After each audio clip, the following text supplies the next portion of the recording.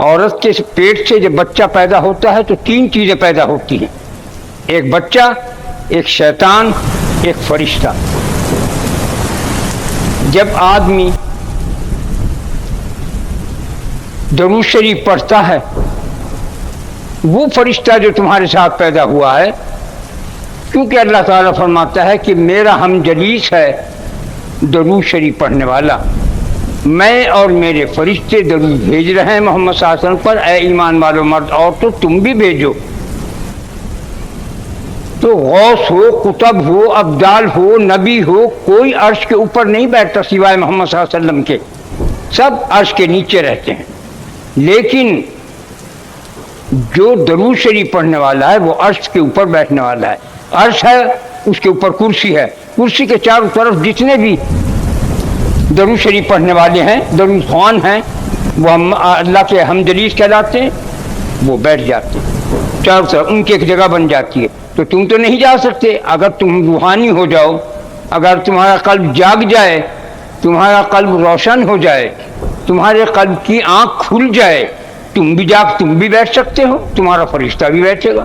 لیکن اب تم تو نہیں جا سکتے کہ تم تو اندھے ہو، تمہارے دل تو سیاہ ہو گئے ہیں، دنیا کے مال نے، دنیا کے حرام کھانے نے، دنیا کے طریقوں نے دل کو سیاہ کر دیا، اس لیے قلب روشن نہیں ہو سکتا۔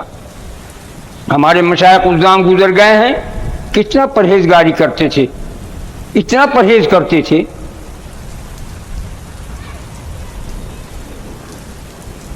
کہ حضرت ابراہیم ادھم رحمۃ اللہ علیہ حرم کے اندر 10 سال تک رہے۔ ایک روز پیاس لگی بہت سخت، تو مریدین نے کہا کہ پیاس لگی حضرت میں پانی لاؤں زمزم سے، کہ پیتا نہیں، کہ حضرت یہ تو حلال ہے۔ کیا حلال تو ہے لیکن اس میں حکومت کا ڈول پڑا ہوا ہے، اس لیے میں پانی پی نہیں سکتا، میرے پاس ڈول رسی نہیں ہے۔ اتنے پرہیزگار تھے۔ تو مطلب یہ ہے کہ جب روشن ہو جاتا ہے دل تو تم خود بھی اس عرش کے اوپر بیٹھے دکھائی دو گے، اور تمہارا فرشتہ بھی۔ لیکن اب تم تو نہیں جا سکتے، لیکن تمہارا فرشتے کی ایک جگہ بن چکی ہے۔ جب تم درود شریف پڑھتے ہو، تمہارا فرشتہ فوراً اپنی گدی پر، اپنی جگہ پر بیٹھ جاتا ہے۔ تو اب تم خود سوچ لو، جو کوئی کسی بادشاہ کا ہم جلیس ہو، پاس بیٹھنے والا ہو، وہ کتنا پاور والا ہوگا۔ اگر کوئی وزیر اعظم سے، صدر، بادشاہ سے تعلق دوستی رکھتا ہوگا تو وہ کسی ڈپٹی کلکٹر، کمشنر کو، گورنر کو کون پذیرے گا؟ کبھی نہیں پذیرنے کا، کوئی نظر میں لانے کا ہی نہیں، اس کی بات ہی نہیں سننے کا، اسی طرح رخ بھی نہیں کرے گا۔ وہ تو ایک بادشاہ سے متعلق ہے، بلکہ تمہارا وزیر اعظم بھی سب اس سے ڈریں گے کہ یہ بادشاہ کا خاص آدمی ہے۔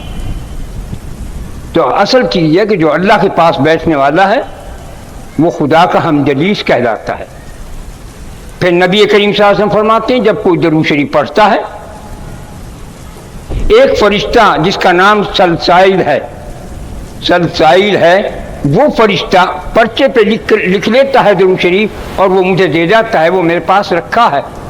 جب آدمی قیامت کے دن اس کے اعمال میں خرابی ہوگی، کمی ہوگی، تو وہ پرچی میں رکھ دوں گا اس کے درود شریف کی، کہ جس سے پھر وہ اس کا پلہ بھاری ہو جائے گا اور وہ بخش دیا جائے گا۔ یہ شعبان کا مہینہ ہے، اس میں اگر تم، حدیث رسول صلی اللہ علیہ وسلم میں آتا ہے کہ اگر کوئی شخص ہر نماز کے بعد 25 دفعہ درود شریف پڑھے، کیا مجال ہے جو دوزخ کی آگ اس کو لگ لے۔ ایک جگہ فرماتا ہے جناب فرماتے ہیں رسول اللہ صلی اللہ علیہ وسلم کہ اگر کوئی جمعہ کے دن 100 مرتبہ درود شریف پڑھ لے، اس کے اوپر دوزخ کی آگ حرام ہو جاتی ہے، یا 360 دفعہ روز مرہ پڑھتا ہو تو اس کے اوپر بھی دوزخ حرام ہو جاتی ہے۔ تو بھائی درود شریف کتنی عجیب چیز ہے۔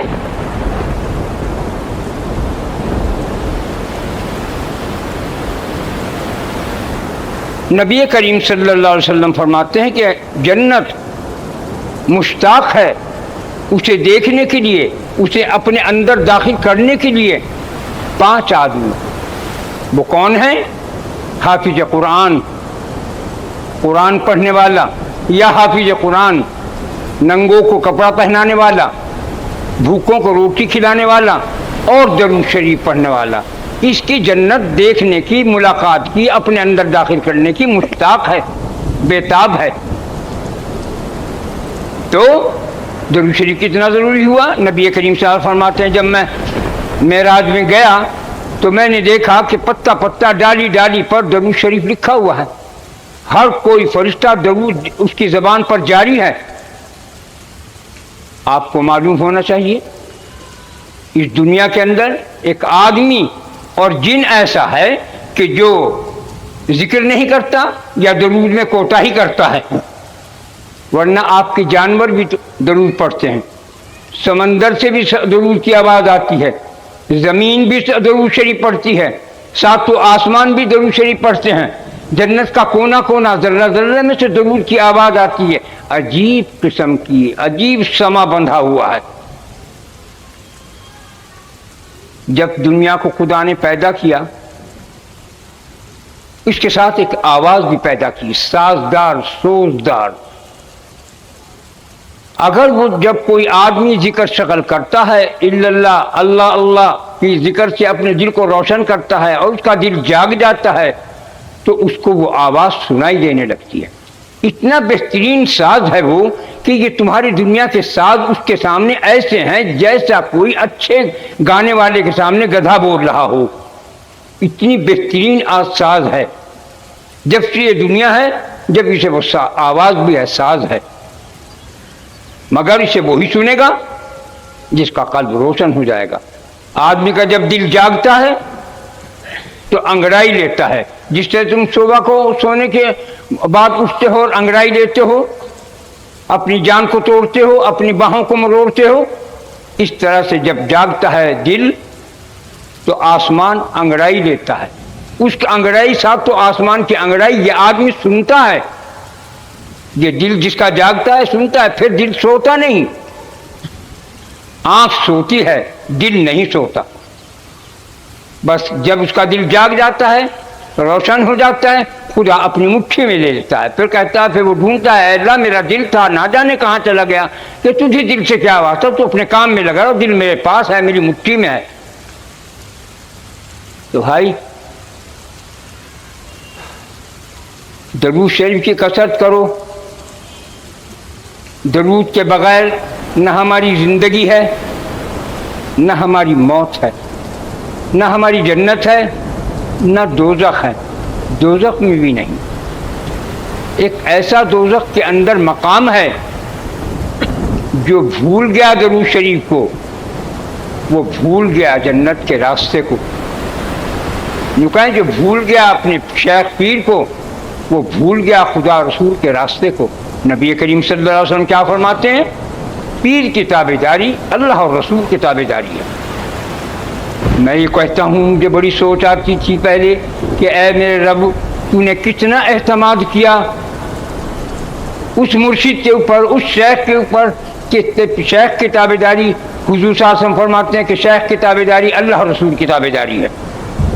کتنا اعتماد کیا کہ یہ میرا بندہ، یہ مرشد جو میں نے بنایا ہے، یہ قرآن حدیث کے خلاف نہیں جائے گا. کام کھول کے سن لو، قرآن حدیث کے جو خلاف جانے والا ہے اسے کوئی راستہ نہیں ملے گا. وہ بھٹکا ہوا ہے، وہ کھویا ہوا ہے، وہ بھولا ہوا ہے، وہ اندھا ہے، وہ بھٹک رہا ہے. غاروں میں گرے گا کہ جھاڑوں میں گرے گا یہ تو خدا ہی جانے. مگر قرآن حدیث سے باہر مت جاؤ. ہمارے قرآن پاک میں، رسول اللہ کی حدیث میں کہیں نہ بدعت ہے، نہ شرک ہے، نہ کفر ہے، نہ منافقت ہے، پیار ہے، محبت ہے، حسن ہے، نور ہے، ایک پاور ہے زبردست. تو حضور صلی اللہ علیہ وسلم کیا فرماتے ہیں کہ درود کی کثرت، جو شخص مجھ پر درود بھیجتا ہے جمعہ کے دن، مجھے بڑی خوشی ہوتی ہے. کیا تم اپنے نبی کو خوش نہیں کرو گے؟ نبی کریم صلی اللہ علیہ وسلم کو کے نور کو اللہ تعالیٰ کیا فرماتا ہے؟ میں نے سب سے پہلے اپنے محمد کے نور کو اپنے خاص نور سے پیدا کیا. ایسے ویسے سے نہیں، اپنی ذات میں سے ایک خاص نور ہے، اس نور سے اپنے حبیب محمد صلی اللہ علیہ وسلم کو پیدا کیا. پھر اس نور کو ہر صفت کے اندر 1000 سال تک رکھا. یعنی رحمان ہے، 1000 سال تک رحمان کے اندر غرق رہا محمد صلی اللہ علیہ وسلم کا نور. پھر 1000 کے بعد نکالا، پھر رحیم میں رکھا، پھر ستار میں، غفار میں، جبار میں، قہار میں، طرح طرح میں جتنے نام ہیں خدا کے. کتنے نام ہیں؟ 3100 نام ہیں. 1000 نام انبیاء کو معلوم ہے، 1000 نام فرشتوں کو معلوم ہے، 1000 نام اولیاء اللہ کو معلوم ہے، 99 نام عام آدمیوں کو معلوم ہے.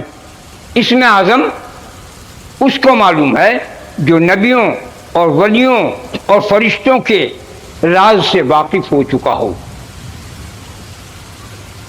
اسم اعظم اس کو معلوم ہے جو خدا کے اسرار کو اپنے اندر سما چکا ہو. اسم اعظم کس کو معلوم ہوتا ہے؟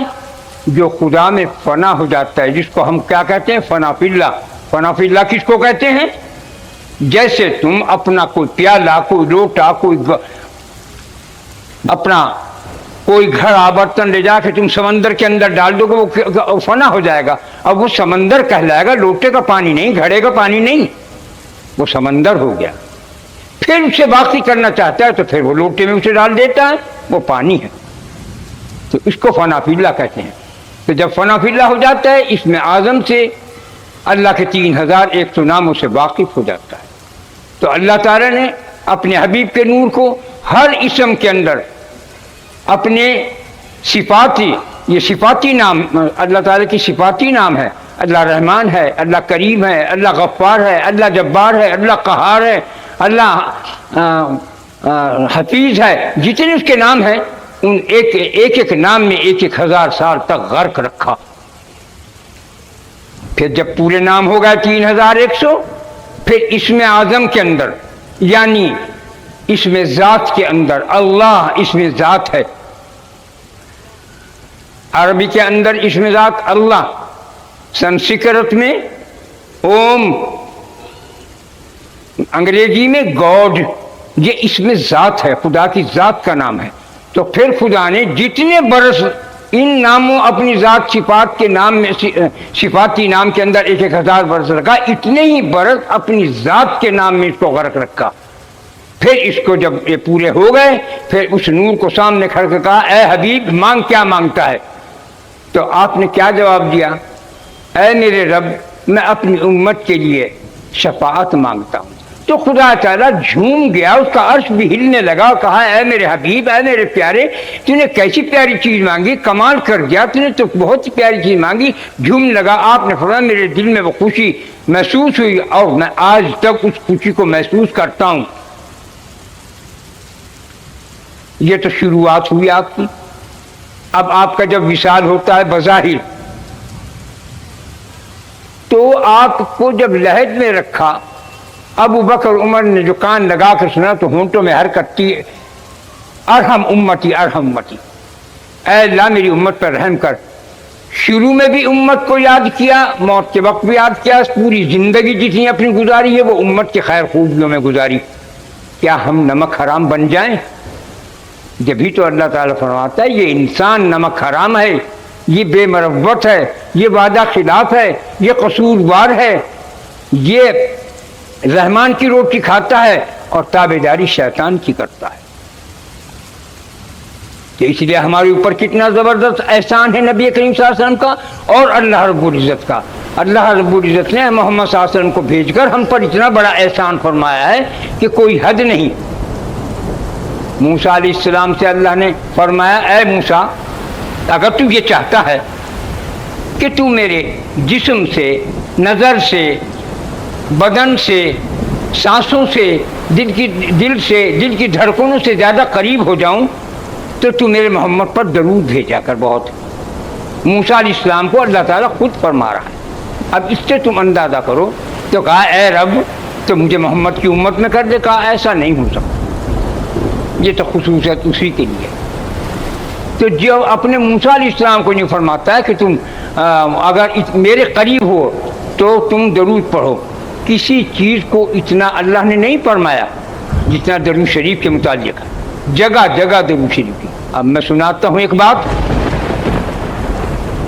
ایک شخص کو پکڑ کے نبی کریم صلی اللہ علیہ وسلم کے پاس لائے، یا رسول اللہ اس نے اونٹنی چرائی ہے. آپ نے کہا کاٹ دو اس کا ہاتھ. جب اس کا ہاتھ کاٹنے کے لیے لے جا رہے تھے تو اونٹنی کو اللہ نے زبان دی اور کہا یا رسول اللہ یہ اونٹنی کا چرانے والا میرا چرانے والا نہیں ہے، یہ اس پہ الزام ہے. آپ نے جلدی سے اس کو بلایا، لوگوں کو دعا کھلاؤ، اسے بلا کر وہ لے کے آ گیا. تو کیا پڑھتا ہے کہ جو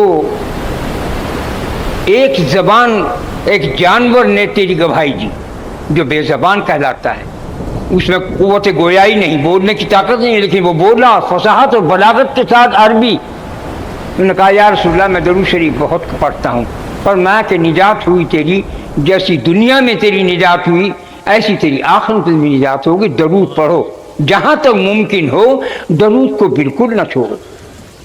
جتنا خدا نے زور دیا ہے، اور سب سے بڑی چیز ایک ہی بات یہ سمجھو کہ جس کام کو جس عمل کو خداوند قدوس خود فرما رہا ہو کر رہا ہو، میں اور میرے فرشتے درود سلام بھیجتے ہیں محمد صلی اللہ علیہ وسلم، اے ایمان والو تم بھی بھیجو، تو وہ کتنا عظیم ہوگا کام جس کو خدا بھی کر رہا ہے، جس کو خدا بھی رحمت بھیجتا ہے. اور یہی نہیں، وہ کہتے ہیں یوں کہو اے اللہ ایسا درود بھیج محمد صلی اللہ علیہ وسلم پر جو کبھی نہ ختم ہو، کبھی نہ ختم ہو، ہمیشہ ہمیشہ جاری رہے، قیامت کے بعد بھی، قیامت تک بھی، ہمیشہ ہمیشہ بھی، جب ان کا محمد کا نور تیرے نور میں پھر سے داخل ہو جائے، جب تک بھی.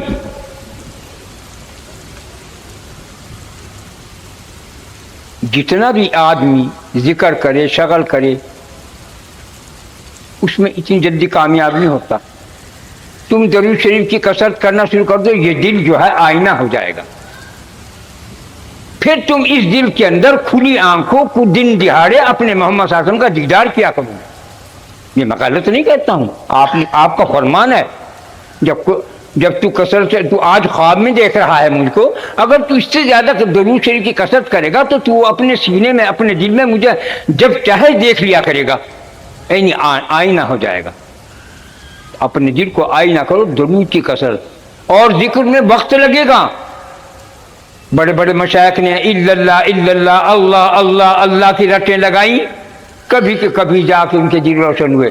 لیکن درود شریف اتنا سہل اور اتنا پیارا عمل ہے، اتنا مقبول ہے کہ اسے پڑھتے رہو ایک یکلخت کلی کھل جاتی ہے، جس طرح گلاب کی رابیل کی کلی کھل جاتی ہے، پھول بن جاتا ہے، ایسے کھل جائے گی. تو بھائیو میرے بچوں، آج حالات دنیا کے جو ہو رہے ہیں، اللہ تعالیٰ بھی فرماتا ہے اگر تم درود شریف کی کثرت کرو گے میں تمہارے رنجوں کو دور کر دوں گا، میں تمہارے غموں کو دور کر دوں گا، میں تمہاری غربت کو دور کر دوں گا، میں تمہیں صحت دوں گا، تم اگر مار دوں گا تو تمہیں جنت میں پہنچاؤں گا، میں تمہاری ساتھ قبر میں نرمی کراؤں گا، میں تمہاری جاکنی آسان کروں گا. کیا چاہتے ہو؟ اور اس رب سے وہ سب کچھ دینے کے لیے تیار ہے، مگر میرے محمد پر درود بھیجو کیونکہ میں بھی بھیج رہا ہوں. بات ختم ہو گئی. تو جس کام کو خداوند خود عمل فرما رہا ہو، خود کر رہا ہو، وہ کتنا عظیم ہے، کتنا کبیر ہے، کتنا عظیم الشان مقام والا کام ہے. یہ کچھ نہ پڑھو، تمام وظائف کو چھوڑ دو، ہر جگہ درود شریف پڑھو.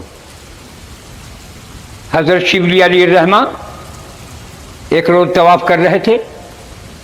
ایک شخص کو دیکھا کہ وہ طواف میں، منہ میں، عرفات میں جہاں بھی جاتا ہے درود شریف. آپ نے جب وہ طواف کر چکا پوچھا اے شخص میری سمجھ میں نہیں آئی بات تیری، تو ہر جگہ درود پڑھتا ہے، کیا تجھے دعائیں یاد نہیں؟ کہا یا شیخ مجھے سب دعائیں یاد ہیں، لیکن میں آپ کو ایک واقعہ سناتا ہوں. میں اور میرا باپ عراق سے چل کر کوفہ بصرہ کے بغداد کہیں جا رہے تھے. جب بستی کے قریب ہوئے تو میرے باپ کا اچانک ہارٹ فیل ہو گیا، انتقال ہو گیا. لیکن انتقال ہوتے میرے باپ کا چہرہ سور جیسا ہو گیا اور اس کا سارا جسم سیاہ ہو گیا. میں تو شرمندہ ہو گیا کہ میں لوگوں کو کیا بتاؤں گا تیرے باپ نے کون سا ایسا عمل کیا کہ جو ایسی شکل ہو گئی. میں گھٹنوں میں سر دے کے بیٹھ گیا. اسی میں مجھے اونگ آ گئی، نیند آ گئی، دھنگیلا آ گیا. دیکھیں کہ ایک صاحب بزرگ آئے اور آ کے انہوں نے اس کے باپ کے چہرے پہ سے کپڑا اٹھایا اور اس کے چہرے کے اوپر سر پہ ہاتھ پھیرتے پیروں تک لے گئے. اور جو آپ کا آگے ہاتھ بڑھتا تھا چہرہ چاند کی طرح چمک گیا، پورا جسم سفید ہو گیا. تو انہوں نے فوراً سے جب وہ جانے لگے کر کے کہا یا بزرگ آپ کون ہیں مجھے بتائیے. کہا میں محمد ہوں. یا رسول اللہ آپ کو کیسے پتہ چلا کہ یہ میرے باپ کی یہ کیفیت ہوگی؟ کہا یہ مجھ پر 360 مرتبہ درود بھیجا کرتا تھا.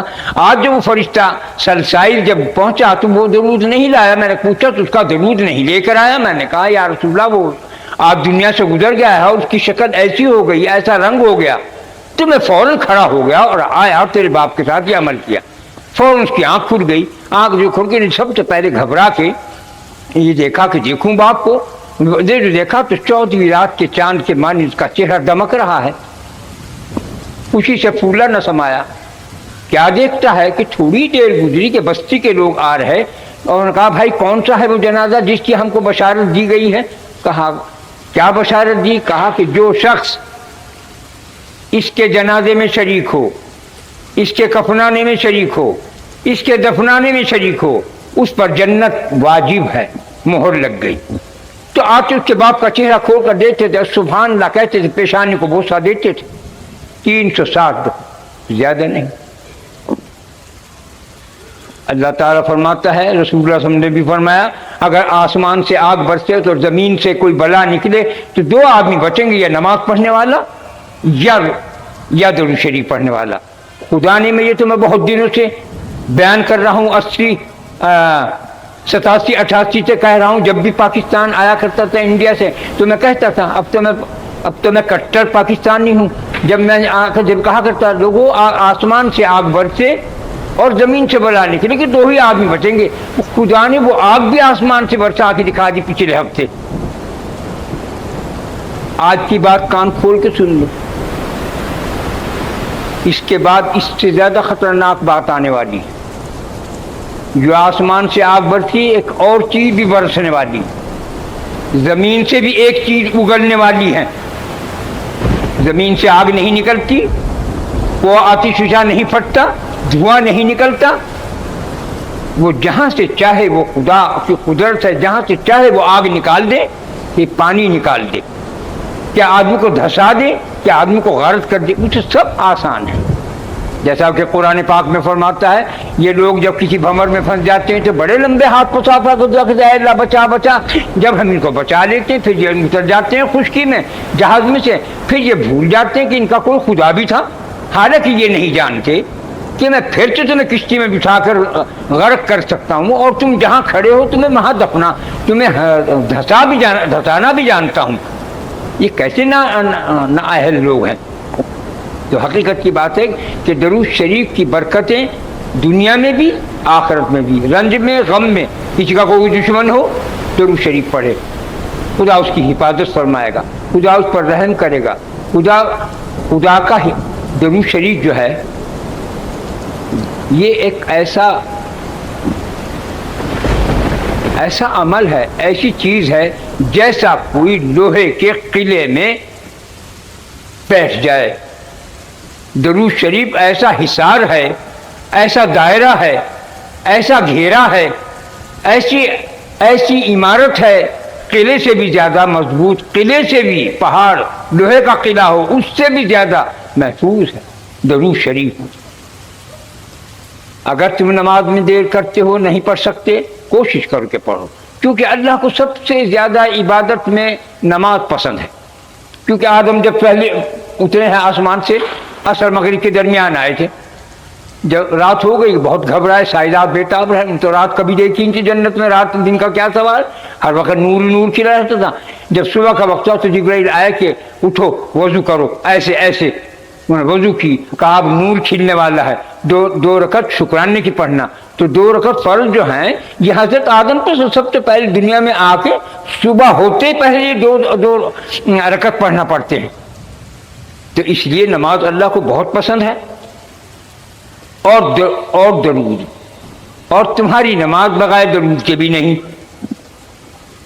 نماز بغیر درود کے نہیں, درود کے بغیر نماز نہیں. دونوں ایک دوسرے کو جڑواں بھائی کی طرح کمرے ملی ہوئے ہیں. اگر نماز نہیں تو درود بھی نہیں, اور درود نہیں تو نماز بھی نہیں. تو اس لیے, لیکن میں کہتا ہوں سہولت کی وجہ سے, آسانی کی وجہ سے, اس کے رحم اور کرم اور فضل کی طرف نظر کرتے ہوئے، اس کی مصلحتوں کا زنجیر کھٹکھٹاتے ہوئے، اس کے رحم اور کرم کے دامن کو ہاتھ چھوتے ہوئے کہتا ہوں کہ تم درود زیادہ پڑھو، کیونکہ وہ فرماتا ہے کہ میں جو ایک دفعہ درود پڑھے تو میں 10 دفعہ رحمت کروں گا اور 10 دفعہ سلام بھیج دوں گا۔ تو جب تم پہ رحمت برسے گی تم تو آپ ہی نماز پڑھو گے، مجھے کہنے کی ضرورت کیا ہوگی؟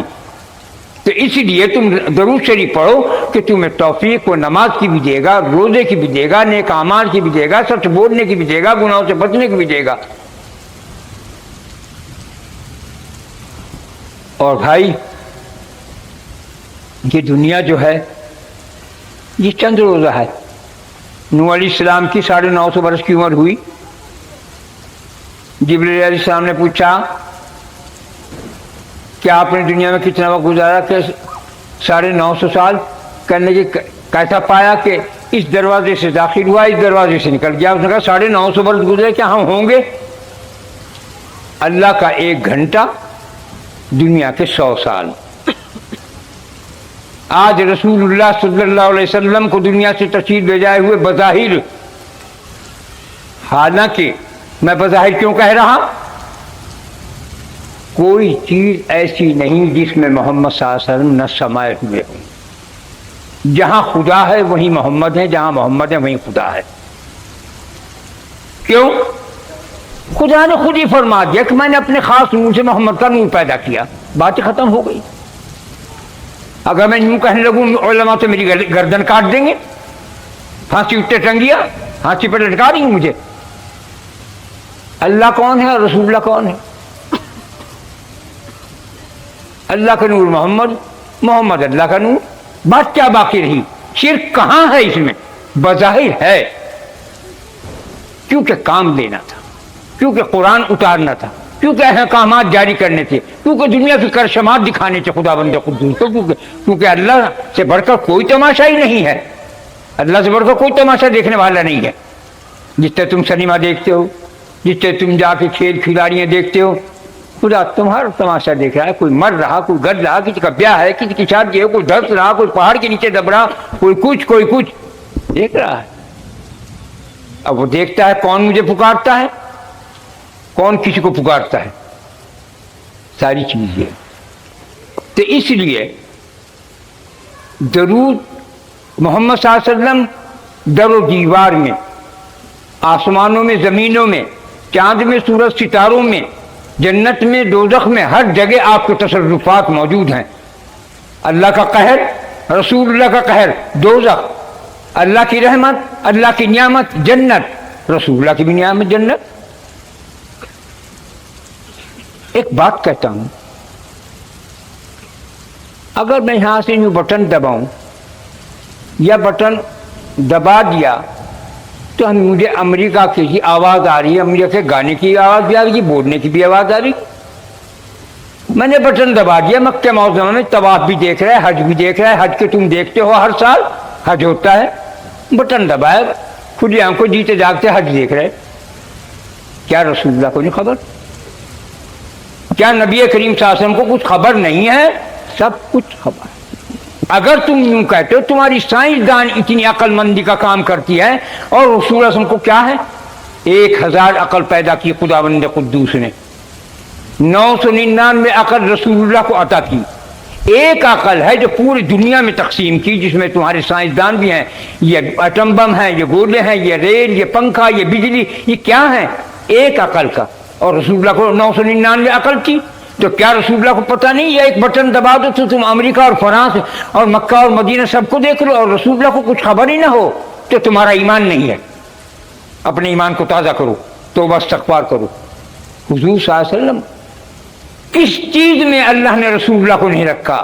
خود خداوند قدوس فرماتا ہے، اگر میں محمد کو پیدا نہ کرتا، اے آدم میں تجھے نہیں پیدا کروں تھا، نہ میں عرش کرسی کو پیدا کروں تھا، نہ قرآن حدیث پیدا ہوتا، نہ زمین آسمان پیدا ہوتے، میں نے اپنے حبیب کو پیدا کیا۔ میں کنز تھا، میں خزانہ تھا، جب میرا خزانے سے باہر آنے کو دل چاہا تو میں باہر آیا، اور میں نے کن فیکون کہا، اور یہ کل کائنات 6 دن کے اندر بنا دی، زمین و آسمان اور چاند اور سورج، ستارے، عرش اور کرسی، لوح و قلم، سب کچھ۔ یہ کیا چیزیں ہیں؟ سب خدا نے محمد کے کارن، اگر محمد صلی اللہ علیہ وسلم نہ ہوتے کچھ نہیں، کوئی کام نہیں ہوتا، نہ خدا کا ظہور ہوتا۔ کون عرش، کیسی کرسی، کہاں قرآن، کون نبی ولی، کون پیر پیغمبر؟ اللہ ہی اللہ ہے۔ اللہ نے اپنا ایک خاص بندہ پیدا کیا اپنے خاص نور سے، وہ تمہارے لیے ہمارے لیے رحمت ہیں۔ آپ نے فرمایا میری زندگی بھی تمہارے لیے رحمت ہے، میری موت بھی تمہارے لیے رحمت ہے۔ ایک بات سناتا ہوں پھر چل تم۔ یہ مہینہ ہے حضرت فاطمہ رضی اللہ تعالیٰ کی انتقال کا، شاید کہ یہی رات ہو، شاید کہ 8ویں رات ہو یا 9ویں رات ہو۔ علماء کے کچھ خیالات کچھ میں کہہ نہیں سکتا کون سے، بہر شعبان ہے، 8 ہے یا 15ویں رات ہے، یہی جو آج کی ہے۔ جب حضرت علی کرم اللہ گھر میں آئے تو دیکھا کہ حضرت فاطمہ نے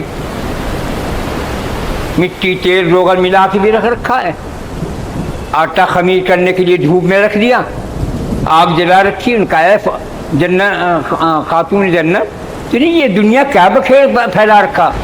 کہا آج رات میں نے بابا جان کو نبی کریم صلی اللہ علیہ وسلم کو خواب میں دیکھا ہے اور فرمایا کہ اب یہ آنے والی رات میں تو میرے سے ملاقات کر لے گی، تو اس لیے میں آج جا رہی ہوں۔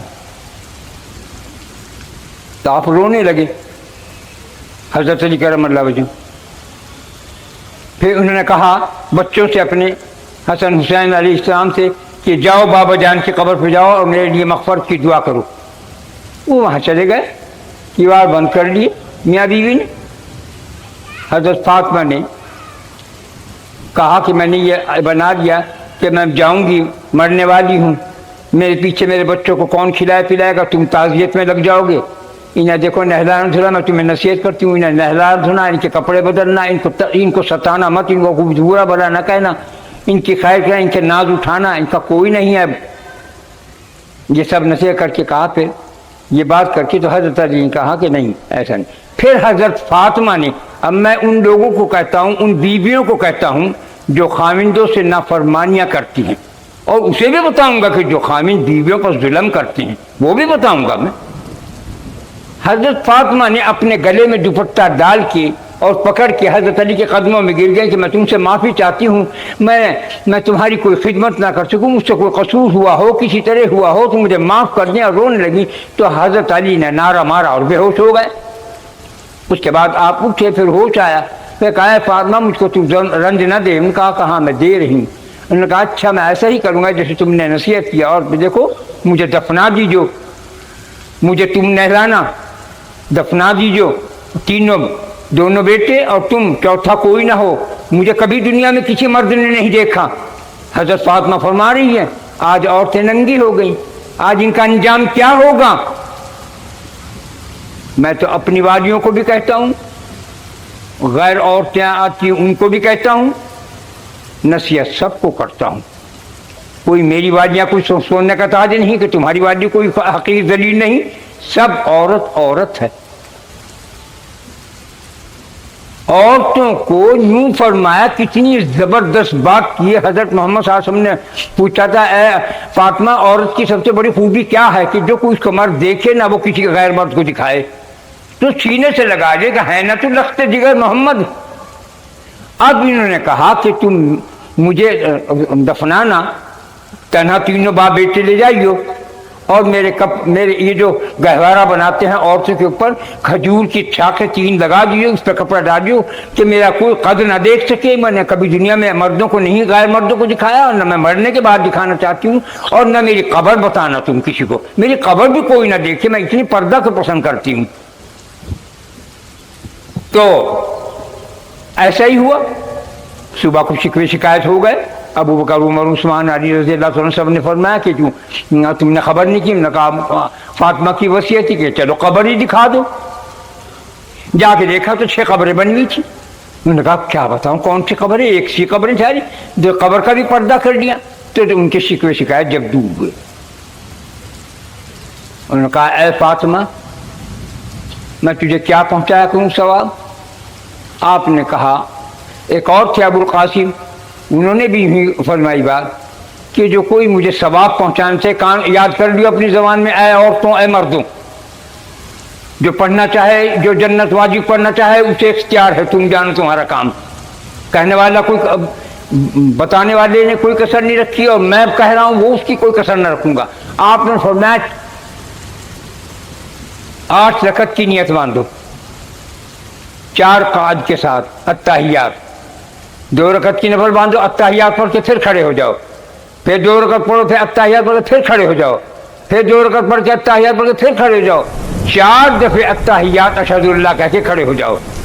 ہر رکعت میں 11 دفعہ قل ہو اللہ پڑھ کر حضرت فاطمہ رضی اللہ عنہ کی روح مبارک کو ثواب پہنچاؤ۔ تو آپ نے فرمایا مجھے یہ ثواب پہنچایا کرو۔ اس آدمی نے جو ابو القاسم نام کے کوئی بزرگ تھے، انہوں نے یہی بات پوچھی، اے فاطمہ خاتون جنت میں تمہیں کیا ثواب؟ تو انہوں نے یہی بات بتائی، انہیں ثواب پہنچایا۔ رات کو خواب میں دیکھا، اے ابو القاسم تم نے مجھے شرمندہ کیا، اب میرے اوپر تیری شفاعت واجب ہوگی، میں بغیر تیرے جنت میں داخل نہ ہوں گی۔ بتاؤ بیٹھے بٹھائے کام ہو گیا۔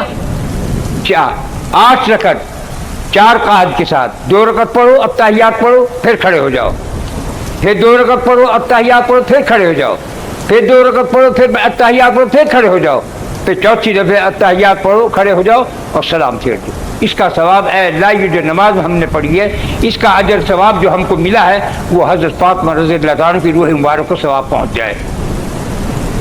تو مقصد کہنے کا یہ وہی چلتے ہوئے آخر یہ ہے کہ درود شریف کی کثرت۔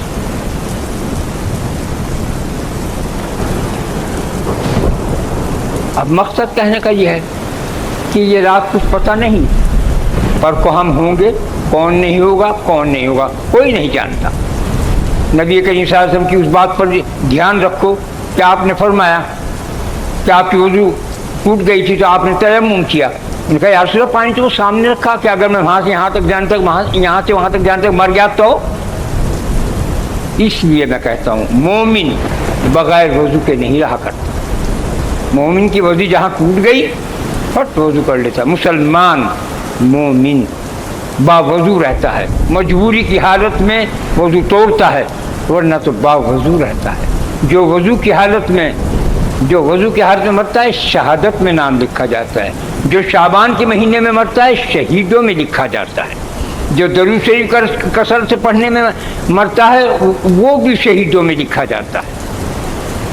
جو 1000 دفعے درود شریف پڑھے یہ بھی نہیں، 500 دفعے پڑھے یہ بھی نہیں، 100 دفعے 360 دفعے پڑھے یہ بھی نہیں، جو 100 دفعے روز پڑھے، 100 دفعے صبح کو، 100 دفعے شام کو اور جمعہ کو 100 دفعے خصوصیت کے ساتھ پڑھے اس پر بھی دوزخ کی آگ حرام ہو جاتی ہے۔ جس نے 1.25 لاکھ قل ہو اللہ کا کر لیا، جس نے 1.25 لاکھ لا الہ الا اللہ محمد رسول اللہ کا کر لیا، جس نے 1.25 لاکھ درود شریف کا کر لیا، اس کے اوپر اس کی کھال بال ہڈی گاٹ پر سب پر دوزخ کی آگ حرام ہو جاتی ہے۔ پڑھ لو درود شریف، اسی دفعہ بسم اللہ پڑھو، اسی دفعہ 10 دفعہ جیسے پھول ہے اسی دفعہ بسم اللہ، اسی دفعہ درود شریف۔ سیدنا و مولانا محمد رسول اللہ صلی اللہ علیہ وسلم، اے اللہ ہم سب نے جو کچھ پڑھائی پڑھنے کا ثواب حج رمضانہ جناب رسول اللہ صلی اللہ علیہ وسلم کی روح مبارک کو پہنچ جائے۔ ان کے صدقے طفیل سے ہمارے صغیرہ کبیرہ جان بوجھ بھول چوک گناہوں کو معاف فرما دے۔ اے اللہ ہمارے دین میں، ایمان میں، اسلام میں، صحت میں، زندگی میں، رزق میں برکت عظیم عطا فرما۔ اے اللہ ہم پر اپنے کرم اور فضل کی انتہا عطا فرما دے۔ رحمتک یا رب۔